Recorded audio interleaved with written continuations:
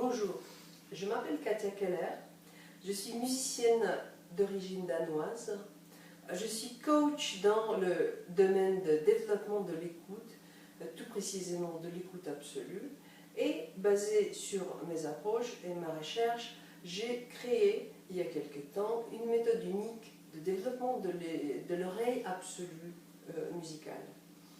Donc, parmi mes clients, il y a pas mal de gens qui m'écrivent, qui viennent à mes stages, qui cherchent sa propre voix, qui cherchent la joie de chant, qui cherchent à pouvoir s'exprimer par sa voix et par son chant, ou même en parlant.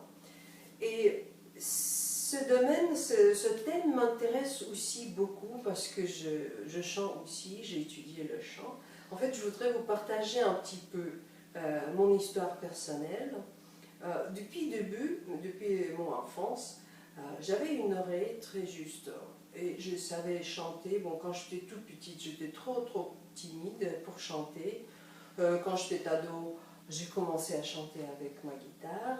C'était une petite chante avec une petite voix, mais c'était très sympa et très joli.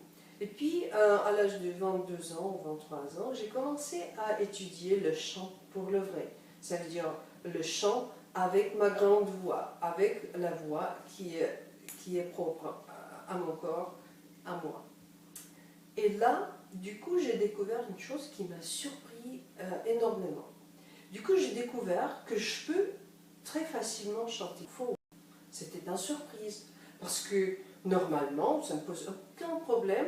Et de plus, ce qui m'a surpris, c'était que j'avais une impression, en fait, de chanter parfaitement juste, de faire parfaitement ce que je voulais faire, ce que je veux exprimer.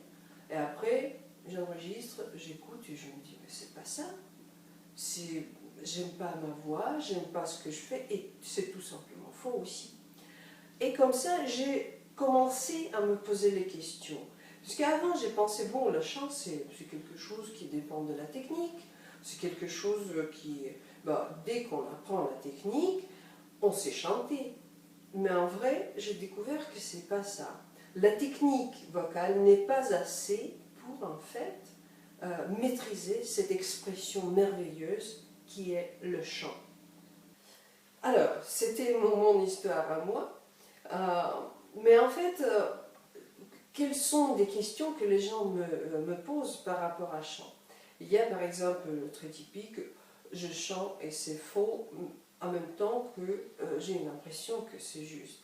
Il y a d'autres questions, comme par exemple, je chante, j'entends que c'est faux, mais je ne sais pas quoi faire. Est-ce que c'est quelque chose à voir avec la technique vocale?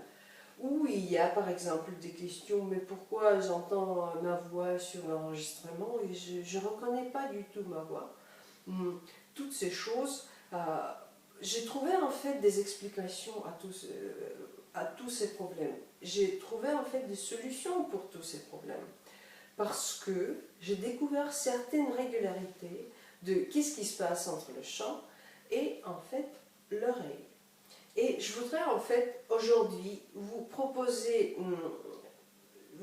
plus tard dans cette vidéo une technique très simple, très efficace pour déjà commencer une coordination entre la voix et l'oreille.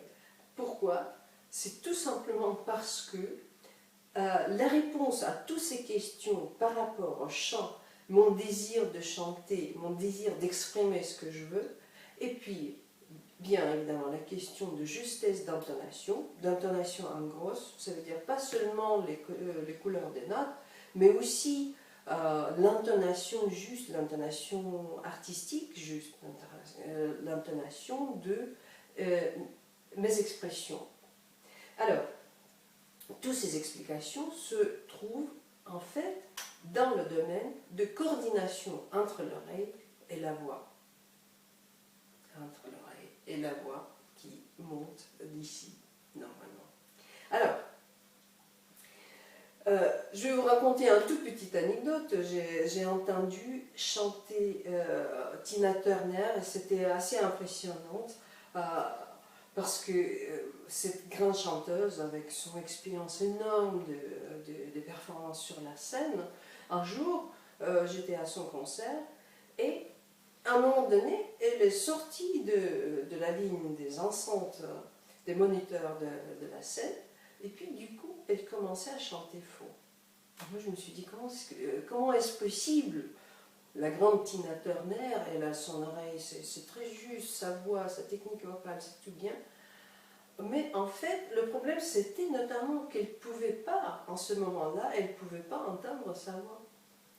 Donc vous voyez, c'est encore, je reviens à cette idée, de coordination entre l'oreille et la voix qui compte. Et là, je peux vous aider là-dessus. Mais avant ça, je voudrais en fait vous expliquer quelque chose par rapport à ce mécanisme. Qu'est-ce qui se passe en fait? Qu'est-ce que c'est la coordination entre l'oreille et la voix? Ça, c'est très intéressant quand même. Alors, je vais vous montrer tout simplement sur ce tableau un petit schéma, et ce schéma, ça s'appelle les trois sons.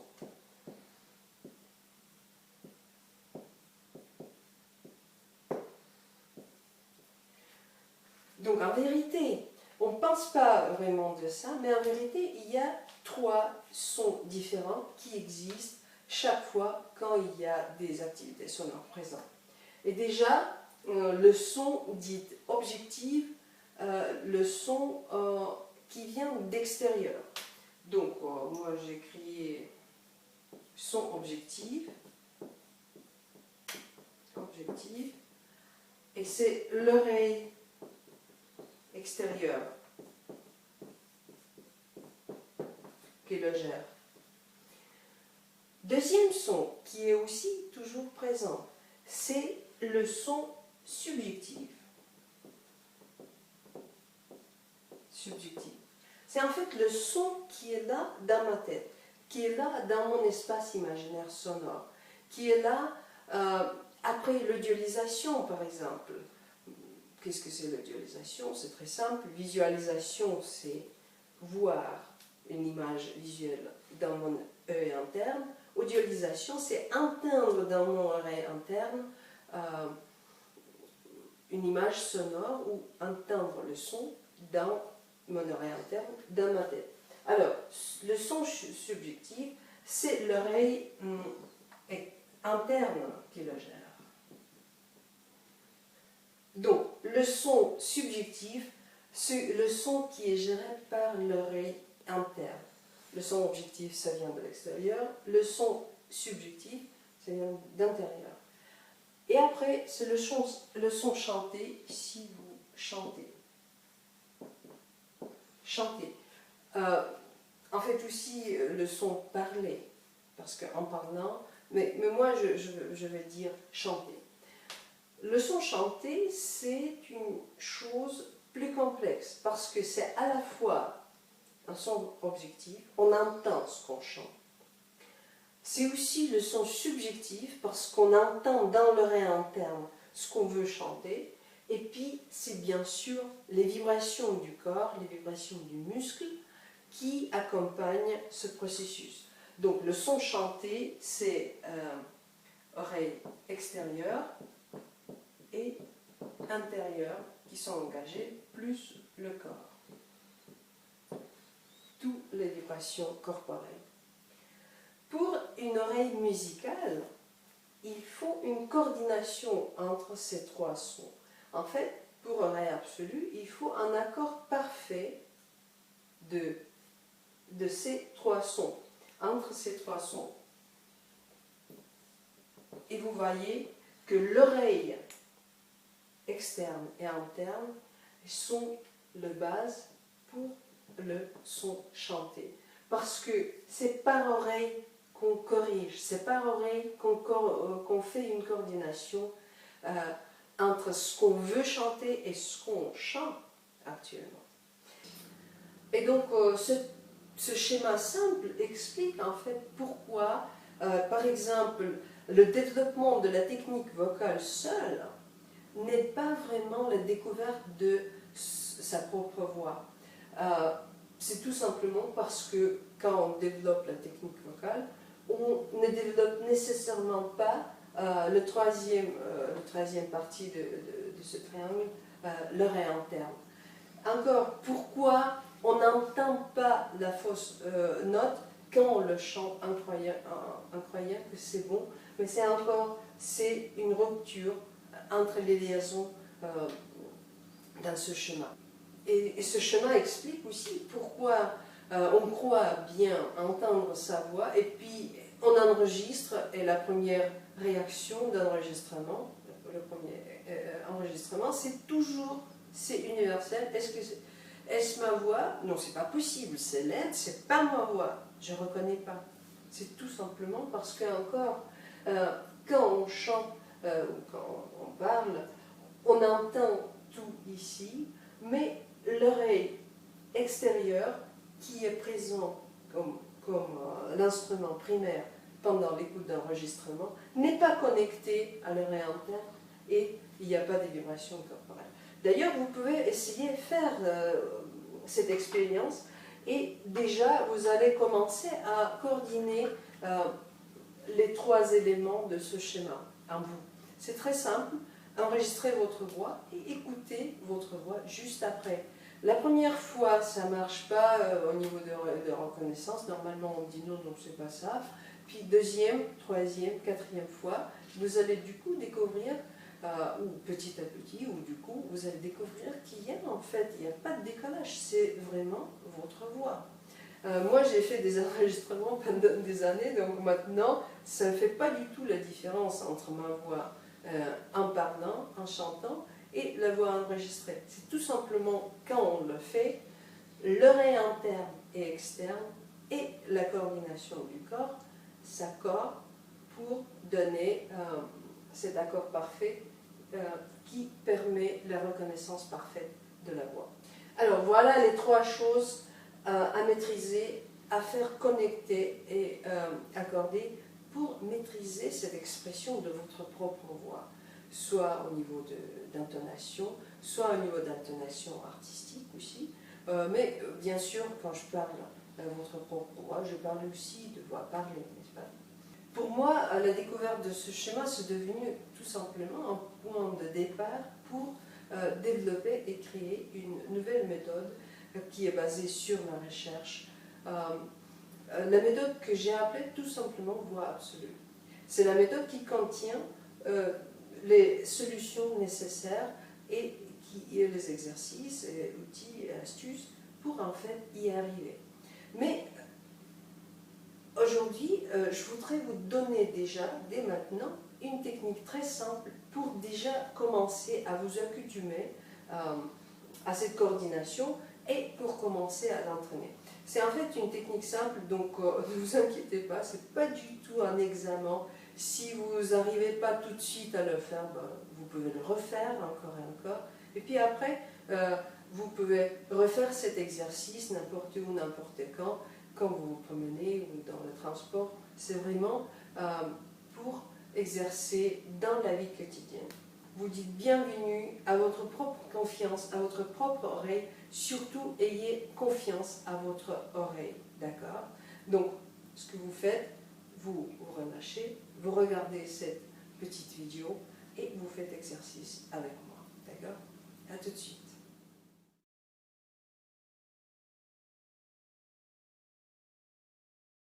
Comment pouvez-vous définir qu'est-ce que c'est des bruits? Qu'est-ce que ça veut dire, les bruits? C'est des vibrations. Vibration, Avec des intensités, des fréquences. Mais voilà, qui n'est pas agréable en principe. Qui n'est pas agréable. Le bruit de la mer, Bon, ça vous plaît pas? D'accord. Le bruit du feu. Ah, vous avez identifié d'ailleurs le feu? Oui. Ça fait, C'est sympa. c'est sympa, hein?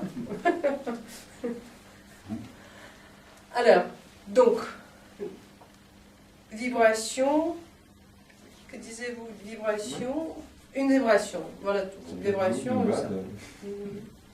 Maintenant, comment est-ce qu'on peut définir les notes? Qu'est-ce que c'est les notes musicales? C'est une vibration définie. Une vibration, pas nécessairement définie. Oui. Prenez la musique du monde, il y a plein de musiques qui ne sont pas très définies quand même. C'est quand vous dites une note, par exemple le La, 40 notes. Ouais. Mais effectivement, ça peut être tout. Voilà. C'est ça.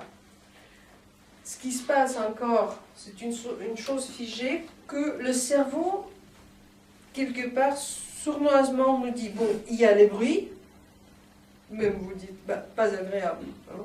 Il y a des bruits, pas agréable. La musique, c'est, bon, agréable. Il y a plein de musique qui n'est pas peut-être agréable. Le cerveau fait cette distinction, cette division. Mais c'est une division artificielle.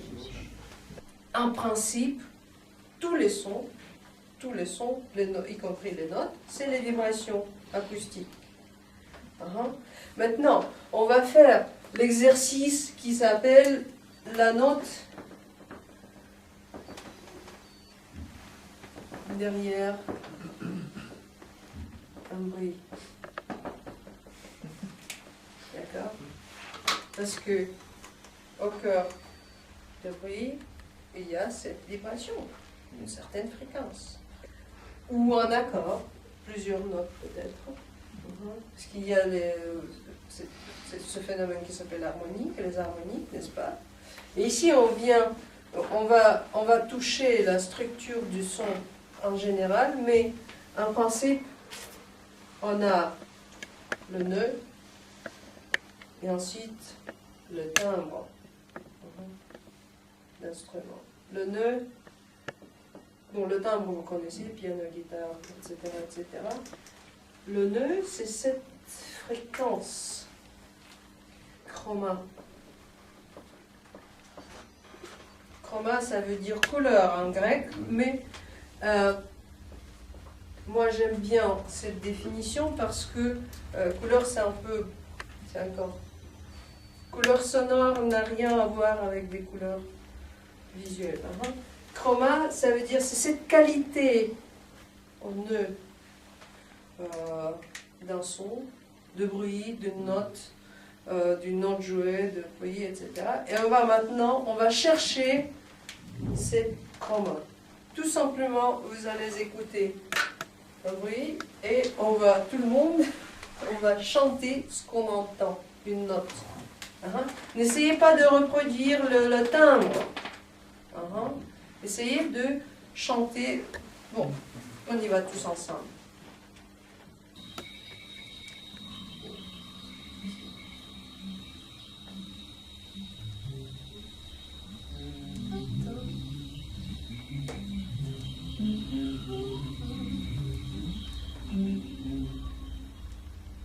Donc c'est facile. Et dans la pause, essayez de retenir ce son. Comme avant. Essayez de glisser doucement pendant que le son est là, de glisser avec votre voix.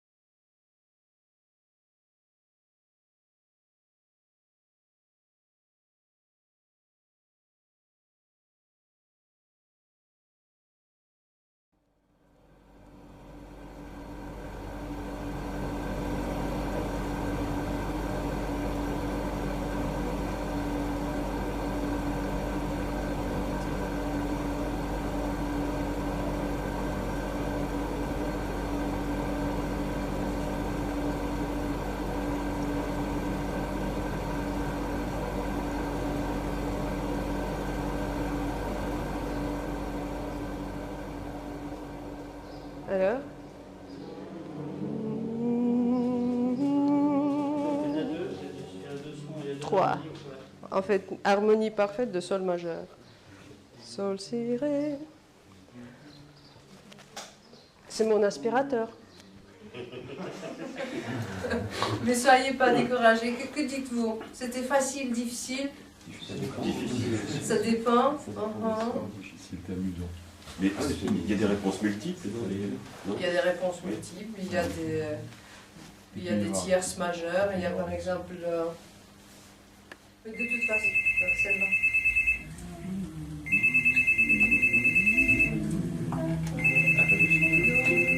Par exemple.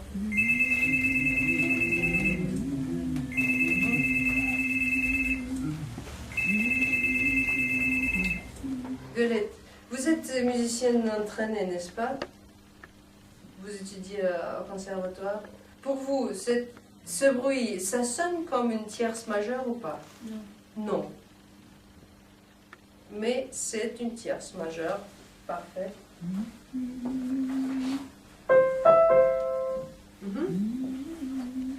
C'est votre cerveau qui fait cette distinction. C'est de quoi j'ai parlé. L'oreille ne faillit rien. C'est mon cerveau qui n'est pas entraîné. J'ai cette idée préconçue. Les bruits, c'est désagréable. Oh, si je pense une seconde, ah bah bien sûr, il y a des bruits agréables aussi. Parmi d'autres choses, les notes, c'est aussi des bruits agréables. Donc, utilisez pleinement les deux techniques que je vous ai données. Et en fait, si vous aimez bien ces techniques, vous allez tout simplement aimer la méthode voix absolue. Je vais vous dire tout simplement quels sont les buts qu'on peut accomplir avec cette méthode.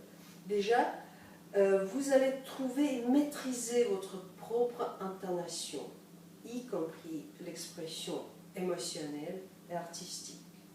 Deuxième chose, vous allez ajuster votre voix parfaitement dans toutes les situations. Ça, c'est d'ailleurs aussi, c'est pas un secret que quand on est sous le stress ou on est dans la situation de timidité ou quelque chose pareil, en fait, on commence à baisser, on commence à dire ou à chanter, bon, excusez-moi, n'importe quoi. Troisième chose, vous allez savoir écouter et entendre vous-même et les autres. Parce que quand vous accordez toutes ces choses, du coup, vous découvrez comment ça à entendre moi-même et les autres. Encore une chose, vous allez surmonter, bien sûr, la timidité, le stress, si vous allez parler ou chanter devant le public.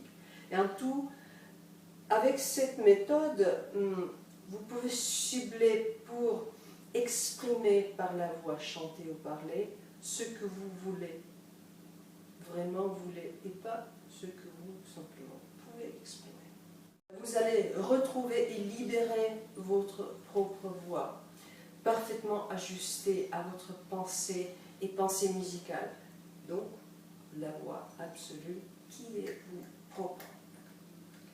Qu'est-ce que c'est donc la méthode voix absolue? Tout simplement, c'est une méthode d'apprentissage autonome. Ça veut dire que vous pouvez le faire chez vous avec le guide que je vous fournis.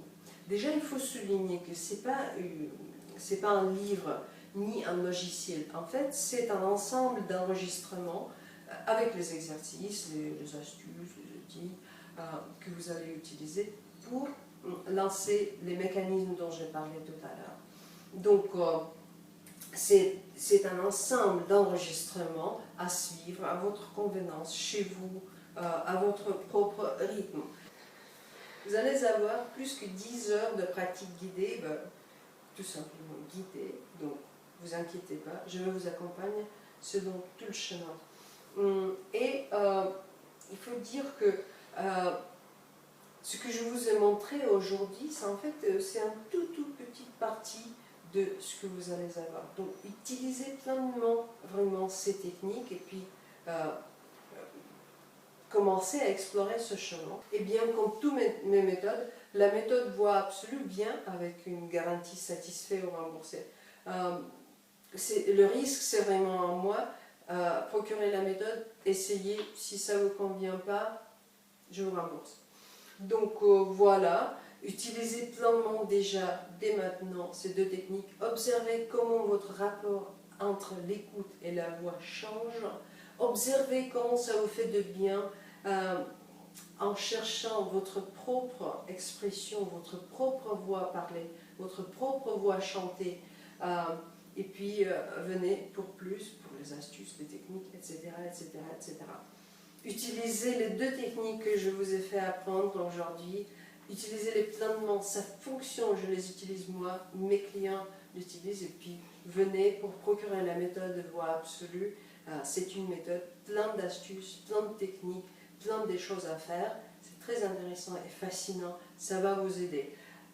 Au-dessus de cette vidéo, vous allez trouver un lien qui vous amène directement sur la page où vous pouvez tout simplement acheter la méthode. Et il me reste que vous dire bonne inspiration, bonne écoute et à très bientôt.